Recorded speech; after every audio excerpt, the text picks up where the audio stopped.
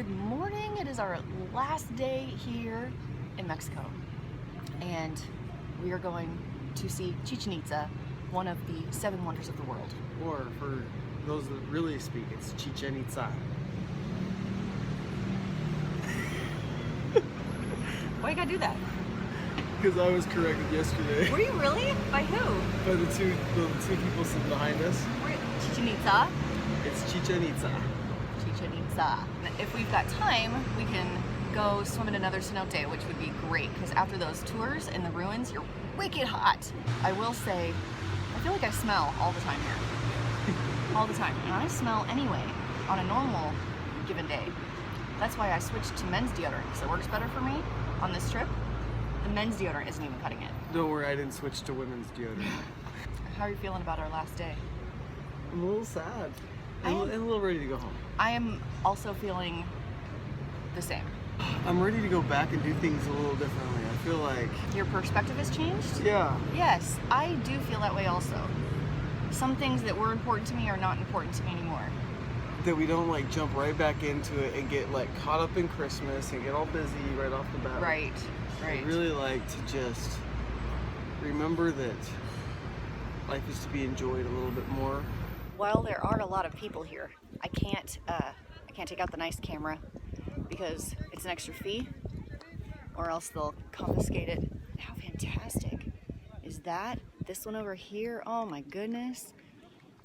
There are way more people here than at Uxmal, for sure, but I still don't feel like it's that bad. I'll just have a couple of random people in my pictures. I'm trying to keep up with my tour guide. He's like moving us right along. But sometimes I just want to sit down and take it all in and sit there. I am in the middle of the stadium where they played the Mayan game Poke-to-Poke, which I showed a video in one of my earlier videos that we watched a reenactment on the street. And this is, hang on, can you see that? The height of the original hoops. Where is it? There, that's the hoop, right there. I would say that's 30 or 40 feet in the air. And they would have to hit it with their hips. This is gladiator, Mayan style. And then people would line the tops of that to watch. And the acoustics are such that if you're standing over on that side and you say something, the people over on that side could hear you. We've kind of been doing it. I'm always tempted when you're in an echoey spot to say, I'm an idiot. You're an idiot. Name that movie. But kind of learning about the game and looking at these hoops way in the air, doesn't it remind you a lot of Quidditch? That's kind of what I've been thinking, trying to figure out how the game works. The height of these hoops is insane to me because they couldn't use their hands to throw the ball. They used their hips to pop the ball in the air. And in my head, I can't even figure out how they would get it up that high. It's incredible.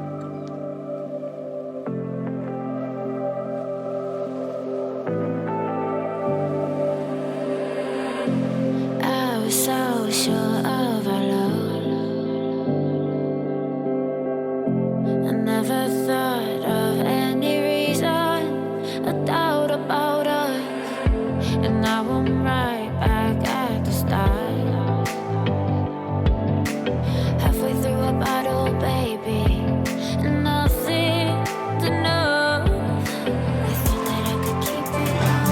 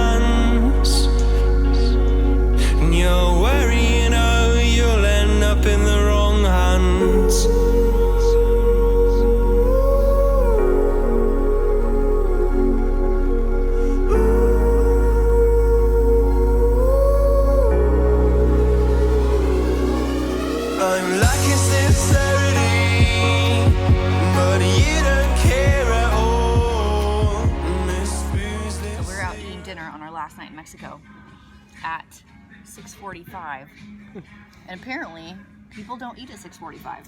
Well, we knew that. It's just that. We knew that? Well, I know that. Okay, there is nobody We're the only ones here. at this restaurant. We are the only ones here. We were hungry though. Yeah, I am hungry. We're in the courtyard. And Look, we have to go to. We got a long day tomorrow, so we gotta go to look, bed early. look at all the tables. Look at all the tables. Yeah. There's nobody. I think that's really funny. So I got papaya. This is like fresh papaya. So you see how it's separating? Basically, he blended it up in a blender to make a juice out of it. It's not that sweet. You're not gonna like it as much as yours. Oh. I don't know why he did that. He didn't even like papaya. But I gotta say, this horchata Is very good. is like some of the best horchata I've ever had in my life. What is the name of this place? He took the menus. Well, it's not Tecate, because that's the name of No, their beer. that's the beer. I don't remember. Okay, We'll write it down. I'll put it on the screen. We were just walking around trying to find something that had guacamole because that's what I wanted for dinner. Good drinks so far. Yeah, good drinks, great drinks. I have a feeling they're known more for their drinks than their food. Their drink menu was extensive. We'll see what happens when we get the food. How's your poke chook? It's good. It's not as like it's not smoked like the poke chook was that day at the cenotes. At the cenotes. My guacamole is a fairly good fresh guacamole. I'm glad that's what I got. I think my stomach can handle that. After that dinner, here's what Dave and I have decided. That the U.S. needs to adopt other countries' ideas on food sizes. This is why Americans are obese.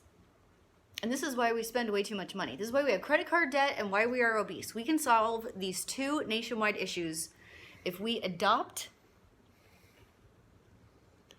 other countries' philosophies. You need to go to the other side of me. I have a double chin. From that angle, you do. I have triple chin. Here, switch me. Come over this side. Our meal was 240 pesos. With drinks, expensive drinks, I might add. Expensive drinks? They're $2 each. Okay. Okay, were the drinks. So how many dollars is that? $15? It's about $15. So we paid $15. I am comfortable. I am comfortably full. I am not stuffed. I don't feel like I'm gonna vomit. I don't hate myself as I roll myself out the door, which is what I do most of the time when I go to any restaurant in America. I would rather pay $7 for a meal that is like comfortable than $13 for this massive monstrosity that we need to have because we're American. And I'm no quitter. I'm no quitter either. So we'd spend less money, thus solving the credit card debt issue. And we would lose weight because we're not eating as much food. Yeah. Okay. We've just solved two of the United States' major issues. Oh, major. Major. Right there. Adopt that. And it will work.